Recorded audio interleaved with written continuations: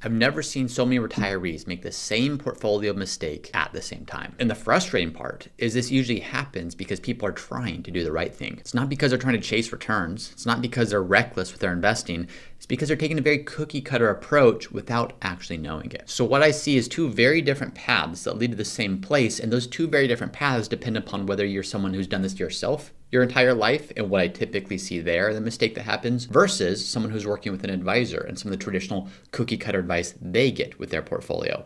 Regardless of what path you've taken, ultimately, there's one singular problem that exists with each of these approaches, and it's a major problem that costs many people dearly in their retirement years. So today we're going to talk about what those two problems are and what you should do instead, so that you don't become like the many people who make the same mistake at the same time and jeopardize their retirement years. So I'm going to give you two very clear, very specific examples that illustrate the impact, the negative impact of both of these portfolio mistakes. But here's why this matters. People are living longer today than they ever have before, which means your portfolio needs to last longer. At the same time, people are retiring earlier than they ever have before, which just magnifies the point I just made. And then number three, there's ever-present volatility, and that volatility is never going to go away. So how do you as a retiree address these issues, address these challenges? And I see two mistakes that people make. Number one is people that typically have done this themselves. They've saved, they've invested, they're preparing for retirement, and now they're taking a much deeper look at their retirement strategy. Typically, these people fall into the mistake of saying, I'm just going to do what's worked until now. The last 10 years or the last 15 years, the S&P, the NASDAQ, the US stock markets performed tremendously well. Why change now? That's one mistake. The second mistake is that individual who's working with an advisor. And typically those individuals are being placed into a pretty cookie cutter portfolio. Typically it's a fairly generic 60-40 portfolio, and maybe there's a good story around it. Maybe there's a good explanation for it. But the reality of it is you're in that portfolio because it's what you're supposed to be doing, according to your advisor. Both of these approaches are wrong, and I'm going to show you why so that you don't make these same mistakes. Let's start by understanding the mistakes made with path number one. So you're going into retirement, you're in your early 60s, and you have a portfolio. And if you look at your portfolio, it's almost entirely made up of US stocks. More specifically, probably large tech stocks. Now, you might not have the individual securities themselves. You might own Nvidia and Apple and Tesla and Microsoft and Google directly, or you might just own a US stock fund or a NASDAQ stock fund. You might be looking at this and saying, why on earth would I change this? Let's assume you have an S&P 500 fund. Well, since the beginning of 2010, the S&P 500 has compounded at about 14% per year. Why change that? Now, if you own a NASDAQ, the NASDAQ 100 type fund, specifically owning large US tech stocks, that's compounded at close to 17% since 2010. So why the heck would you change that going into retirement when it's worked so well here? It's gotten you to where you are. Why on earth would you consider changing that? Well, let's look at a case study. John is that individual. John is 62 years old with $2 million in his portfolio, and he has all of his money in NASDAQ positions and growth stock positions. It's worked tremendously well, and it's built his assets to where they are today. And in fact, it's what's enabled him to even be able to retire in the first place. So John goes into retirement saying, if I'm compounding at these rates of return, why change this? If I want to pull, let's say 5% or so out of my portfolio, I can very easily pull 5% if I'm compounding at a double-digit return year over year. Well, that happens, and John retires, and he has $2 million in his portfolio, and then 2022 comes around. Well, in 2022, the NASDAQ is down about 33%. So you have a $2 million portfolio. If you're down 33%, that's $660,000. Now, here's the thing. You might hear that and say, yeah, James, of course it's down, but it's going to recover. Well, let's look at the math. Let's look at how things actually play out. Things do recover. In fact, they have recovered since then. But how does that change for someone who's retired and is now pulling money out of their portfolio? So John had $2 million going into 2022, and the market was down. His funds were down 33%. So $2 million is now worth $1,340,000. But not just that. Keep in mind, John also pulled out 5% per year, which was another $100,000 from his portfolio. So he wasn't down 33% in aggregate. He was down 38%. His $2 million is now $1,240,000. Now, some people might look at this and say, that's no big deal. He was down 38% one year. The NASDAQ's done really well. It could probably very easily jump 38% the following year. Well, here's how the math on this works. If you're down 38%, it doesn't take another 38% for you to break even. Let's actually use a much more simple example. If you have $100 and you lose 50% of your account value, that $100 drops to $50. Pretty simple math. Now let's assume the next year you're up 50%.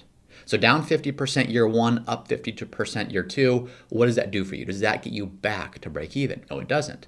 Instead, after year one, you're down to $50. After year two, so let's assume a 50% increase, you're only back to $75.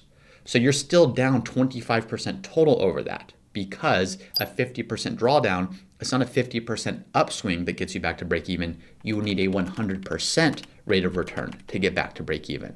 So that's how the math on this works. For every drawdown you have an even greater upswing that's required to get you back to where you were. Let's go back to John. John was down 38% when you account for portfolio decline and pulling 5% out of his portfolio in 2022. Now, based on the math we just looked at, it's not another 38% upswing to get back to $2 million. It's actually a 61% upswing for John to get back to $2 million. But even that's not the entire story. Because if after year one, John's portfolio balance is down to $1,240,000, and if John still wants to take $100,000 from his portfolio this year, which he does, you don't want to have to take a pay cut when the market drops. What that really means is John's no longer drawing 5% of his portfolio. He's actually drawing 8% of his portfolio, because $100,000 represents 8% of his new starting portfolio value, which is the $1.24 million. And keep in mind, this isn't made up numbers. This is real performance, real returns using 2022 as a baseline for understanding this. So now what we see for John is John needs a 61% rate of return to break even based upon where he is to get back to $2 million, but it's even greater than that because he's going to be taking 8% from his portfolio this year. So it's actually closer to a 70% rate of return that he would need in that single year to break even. Now, of course, you don't need to get it all back in 1 year, but keep in mind, every year longer it takes to get back there, you're taking greater than 5% out of your portfolio. John's taking more than that initial 5%, especially if he's adjusting his withdrawals for inflation. So that's the challenge. That's mistake number one I see is people, and typically people who have been more in the do-it-yourself route. Nothing wrong with that, but keep in mind what got you here won't get you there. What's worked to get you to retirement will not work throughout retirement. And what we're hitting on right now is the concept of sequence of return risk. It doesn't matter what your average return is over the course of your retirement. It matters the order in which you achieve those returns.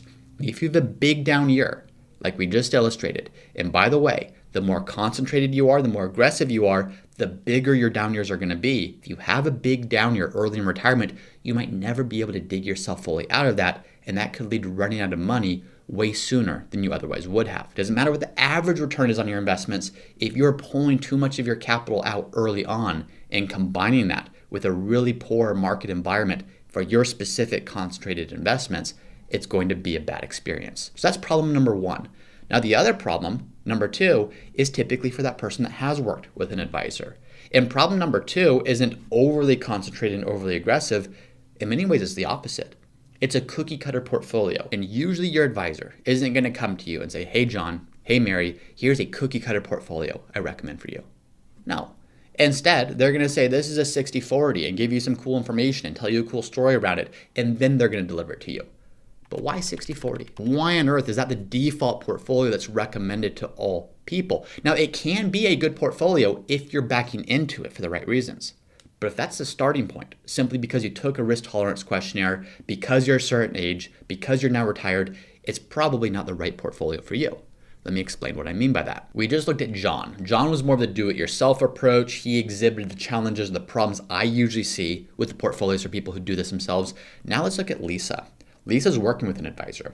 Lisa also has $2 million in her portfolio, and Lisa was recommended a 60-40 portfolio. So 60% stocks, diversified stocks, 40% diversified bonds. That's her portfolio. Now, on the surface, you can say, okay, well, she's diversified. Okay, she's spread out. Okay, she's taken risk off the table now that she's retired. That sounds good at the surface level, but let's go a little bit deeper on this. And the first question is, what does going deeper look like? Is it trying to say what are stock market valuations versus what are bond market valuations and what's the Federal Reserve going to do with interest rates? No, it has nothing to do with that.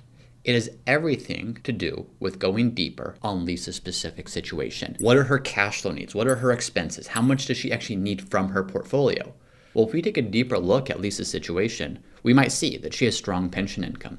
We might see that she has a strong Social Security benefit. We might see that she has relatively modest expenses. She has a paid off home. She doesn't need a tremendous amount of money to live a very comfortable life. In fact, when we go deeper, let's assume that we can see that Lisa only needs $40,000 from her $2 million portfolio. So we can see that by diving into Lisa's situation, we actually understand how her portfolio plays into her overall income picture. What's coming in from pension? What's coming in from Social Security? What then needs to come from her portfolio to meet the lifestyle needs that she has? We also might find out during this process that Lisa doesn't actually mind the ups and downs of the stock market. She knows they come and go. She knows it's a part of investing. She wants to be responsible, but she doesn't mind having a more growth-oriented portfolio as long as she knows she's protected against downturns. So what's wrong with a 60-40 portfolio in this situation? At the surface, nothing. But we have to go deeper. Let's go deeper on why have bonds in your portfolio at all. Now, to be clear, there are many cases, many very good cases when you should have bonds, but you have to start by challenging everything. Why have bonds at all? Well, I like to think about bonds and having bonds in your portfolio for a very strategic purpose. And there's a couple strategic purposes, but first and foremost is to protect against that sequence of return risk that we reference in example number 1, that individual who had all of his money in the NASDAQ or in the stock market.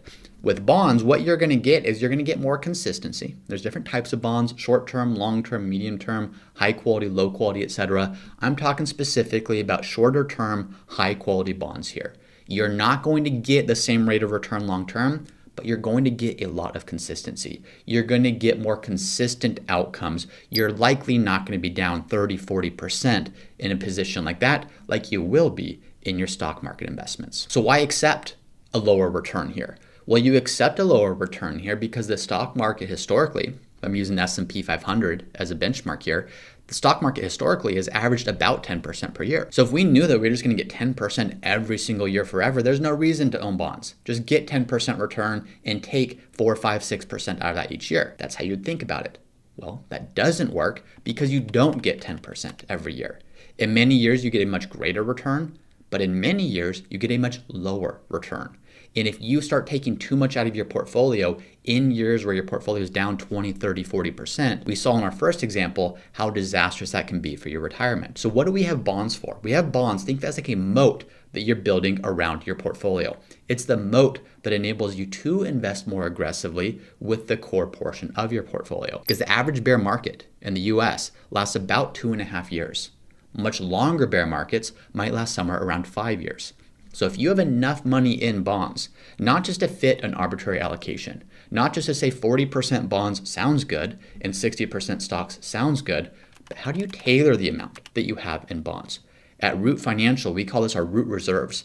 How do we construct very intentional portfolios with enough in root reserves to protect against sequence of return risk? Enough in root reserves to say even if the stock market falls and it lasts for 5 years, do you have enough in short-term, high-quality bond positions that will have a more consistent outcome that we can draw from given time for the stock market to recover? It's not an arbitrary percentage, it's an amount based upon your specific cash flows. So if we look at this in Lisa's specific example, if her specific cash flows are $40,000 per year that she needs from her portfolio, we want to make sure there's 5 years of that set aside in bonds.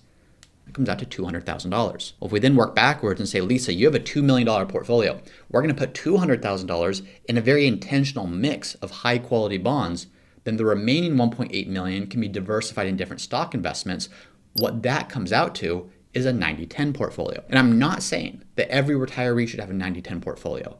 What I am saying is your allocation should be a direct reflection of your needs, not simply this templated cookie cutter portfolio allocation that unfortunately too many people are put into. Why does that matter? Well, if we go back to Lisa's situation, if she were to invest in a 90-10 portfolio and have a 30-year retirement versus invest in a 60-40 portfolio and have that same exact 30-year retirement, taking $40,000 out per year, if we assume, this is a big assumption, not a guarantee, but just to illustrate a point, if we assume the 90-10 portfolio would have grown by 8% per year and the 60-40 portfolio would have grown by 6% per year, then the difference in the final value of her portfolio upon her passing would be over 85% different, meaning millions of more dollars that she would have had in a 90-10 portfolio had she invested in a way that was more aligned with her needs, not simply a templated cookie cutter portfolio. Now you might say, who cares? If you pass away, you're dead. You don't get to enjoy that. Well, I care. And Lisa cares. And her beneficiaries care. And the things that she could have done in her retirement years, what else could you do with a few million more dollars in your retirement years? What other places could you travel to? Who could you bring along with you? Who could you gift money to? What could you gift money to? What could you do if all you had to do to get that extra money was simply have a portfolio tailored to your needs as opposed to tailored to a generic cookie cutter 60-40 allocation? Now, just one more point to be clear. If you back into a personalized portfolio and it ends up being a 60-40 allocation, that's great. That means that portfolio, that allocation is right for you. But don't start there, is the point that I'm making. So if I go back to John and if I go back to Lisa, they both had different portfolios, but they had the same problem. Neither of those portfolios were tailored to their needs. One was based upon what's worked up until now, and the other was based upon a templated cookie cutter solution that's worked historically. Neither, though, were tailored to John or Lisa specifically. So what should you do? How do you avoid falling into the trap of having a very generic portfolio that either is too risky and blows up your retirement, or that's too templated and cookie cutter and leaves far too much money on the table? Well, you have to ask yourself questions. What happens if there's a major market decline in retirement? What happens if inflation stays elevated? What happens if my spending needs in retirement don't perfectly adjust in a linear fashion, but ebb and flow based upon different stages of life? What happens if one spouse passes away before the other? These are all the questions you need to ask. This is a planning that needs to be done so that you can back into an understanding of what portfolio is right for you. Now, if you're watching and you fall into one of those two buckets and you know, yes, this is something I need to fix, I need to correct, reach out to us here at Root. You can either scan this QR code right now, which will take you to our website where you can set up a call, or you can just go to rootfinancial.com. Link is in the show notes below. Check out our advisors, check out our website, see the types of services that we implement for our clients to ensure that the portfolio isn't generic, nor is it too overly risky, but it's the right portfolio for your specific needs. So retirement risk, when it comes to your portfolio, it's not volatility. It's a mismatched portfolio that doesn't reflect your unique risks and your unique needs in your unique overall plan. At the end of the day, your portfolio shouldn't just reflect your age, it should reflect your life. So step number 1, build a financial plan. Understand your cash flow needs throughout retirement. Then step number 2 is design a portfolio that fits into that. Plan first, allocation second. If you're starting with a portfolio, you're likely to drift in the wrong direction. But if you start with a plan, and that plan is a reflection of your life and only your life, your portfolio design is going to be far more effective.